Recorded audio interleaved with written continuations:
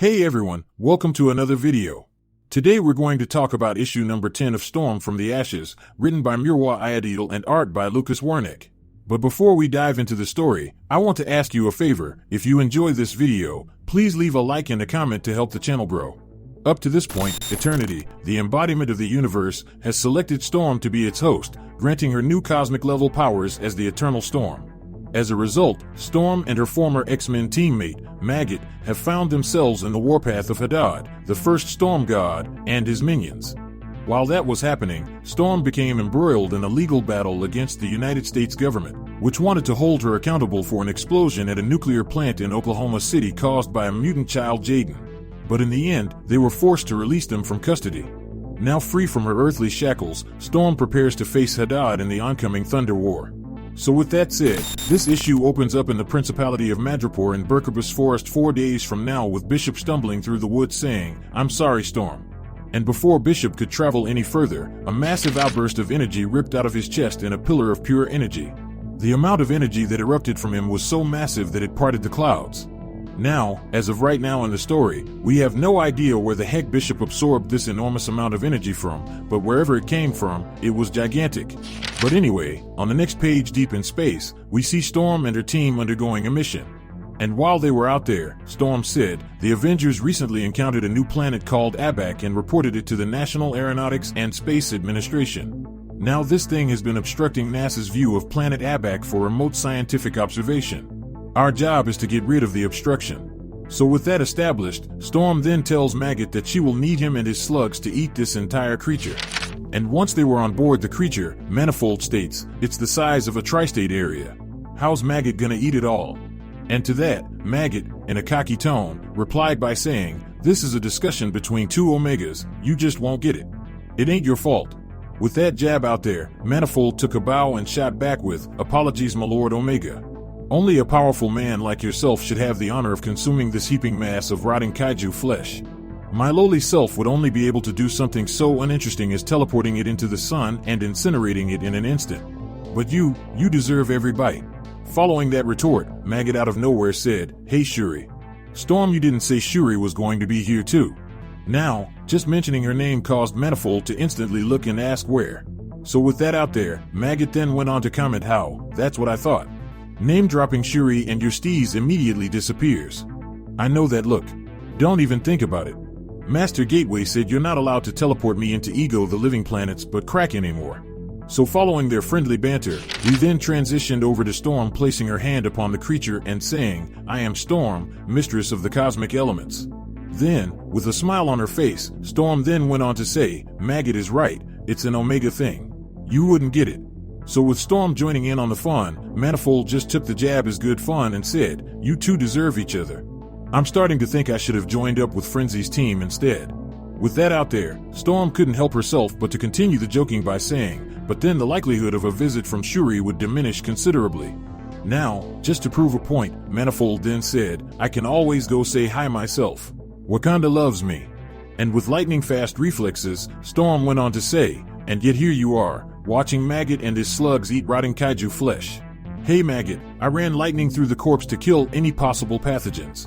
And like a perfect wingman, Maggot went on to say, you don't have to explain yourself to me, Storm. As a fellow Omega, I already knew it. So with that said, Manifold just gave up and said, this is going to be the longest 3 days of my life. And as advertised, over the next 3 days, the whole creature was consumed. And on day 4, we jump over to Drun, the realm of Orishas. And when we get there, we hear Storm say, 3 wives, Sango, yet your mornings are as lonely and as depressing as a widow's bedside. You slept with your eyes closed, I warned you not to. So with that threat leveled, Sango sat up and went on to say, the weather, you have the self-assurance only the folly of youth can bring. Allow me to re-educate you. And with his attack launched, Storm erected a shield and replied by saying, you came to my homeworld, Storm God. You conjured an anomaly that took the lives of my people. I have done neither you nor your people any harm, yet you attacked me like I was cheap game. To escape your grasp, I had to do the unthinkable. You made me cut my hair. And following that comment, Storm let out a massive blast that shocked the god to his core. Following the outburst, Sango then went on to say, lightning infused with solar radiation to keep me from escaping. I am not the storm god who retreats. I am not your child. You learned the wrong lessons from our previous encounter if you think you can take me alone. So with things intensifying, the narrator went on to say, Storm was not always the juggernaut that she is today. There were decades of her life when she did not possess her mutant abilities. To win battles, to win fights, she had to rely on skill and cunning. She trained her senses till her knuckles bled and her smarts till her nerves spasmed. She fought everything her world could throw at her to become Earth's mightiest mutant, the Omega Annihilator. With that out, Storm just smiled and said, "You're terribly mistaken, I'm not alone," as Maggot's gigantic fist smashed through the wall, catching Sango off guard. And when that fist connected, Maggot went on to say, "I ate the absolute worst crap for 3 straight days to have the strength to enjoy this freaking moment." So as Sango flew off into the distance, the narrator then went on to continue to say, thereafter, she simply had to step onto a battlefield and victory was assured. But her overwhelming power had grown to eclipse the baser strengths that once defined her. Storm is a master strategist. The only 2 mutant teleporters who can reach locations outside our universe, Manifold and Gateway, have both made the Storm Sanctuary their new home. And their first duty was to help Storm reach a pocket dimension. Pocket dimensions, benign tumors of the universe where the laws of matter and energy clump together without any substance to act on but time and space. Unusual growths. Realms never meant to exist. Realms completely cut off from the main universe. Without a teleporter, there is no reaching them. Without a teleporter, there is no escaping them. These pocket dimensions have become Storm's personal prison cells for dangerous and powerful beings. So with the Storm Gods who attacked her earlier imprisoned, Storm and her team arrived back home, just to see Bishop's energy ripping through the sky. Following the display of power, Storm and her team put on radiation-resistant suits and made their way to where she was hiding Jaden, the mutant from Issue 1 of Storm, who was behind the massive destruction. And while Jaden was there, Bishop was tasked with helping with the energy bleed. And during their conversation, Jaden went on to say, "I'm so sorry, Storm. This is all my fault. I had a nightmare, and I lost control of my powers again. Mr. Bishop had to absorb all the dangerous radiation and convert it, and find a safe place to release all the energy. Mr. Bishop said very bad people may have picked up the loose energy and now know where we are. I've been training hard every day to control my powers, but before Jaden could finish her outburst, Storm cut her off and told her to breathe. And once she exhaled, Storm told Jaden that she loves what she did with her hair. To which Jaden replied by saying, "I tried to make it look like yours." So just as Jaden started to calm down, something unthinkable happened as blood shot across the room. For Maggot head exploded out of nowhere. So with blood flooding the room, Bishop ran up and said, "Storm, you can read energy signatures from miles away. Who is attacking?"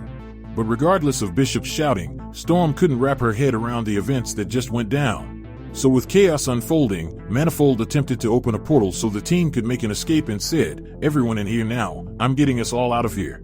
But just like Maggot, he too was cut down in a flurry of blood. And on the next page, we get to see just who was responsible for this mayhem as we see the government officials from a previous issue continuing their attack while saying, "Maggot and Manifold are down." Then the other official then followed up and said, "Let's go for the trifecta. We can swoop in and take the child right after." She chose Madripoor for a reason, agent. No international body of note would question an act that takes place here. This is the only opportunity we will get to kill a god. Not even the open seas are as safe as Madripoor. What happened here today will remain an unsolved mystery to the X-Men. The Avengers will be dumbfounded, so please, for the love of all that is holy, cut the damn voodoo doll and kill Storm. So with all that going down, the narrator went on to say, there are many things that are worse than a god. Not because they have the power to kill one, no. The Silver Surfer Shoot is one such being. You would rather face a god in close quarters combat than have him as an august visitor. Norrin Rad is a herald. When you see him, there is a world-ending behemoth coming behind. And just like that, Galactix came crashing out of the sky and landed right where the government officials were hiding out. But strangely enough, Galactic was the least surprising cosmic being to arrive on the scene. Because Infinity was there on a mission. And once she showed up, Infinity said, "I am Infinity, the unknowable expansion of all reality. The World Eater, Galactus, and his herald have given me no satisfying answer after I saved them from a black winter in a future time. Plummeting them bloody within an inch of their lives, they swayed not. But you, Storm, would know. Where is my twin brother? What have you done to eternity?" So with that said, this issue of Storm comes to an end. Now down in the comment section below, let me know your thoughts about this issue and what predictions you could have moving forward. So with that established, I hope you enjoyed this video, and please don't forget to leave a like and a comment if you want to see more videos like this. Thank you for watching, and I'll see you in the next video.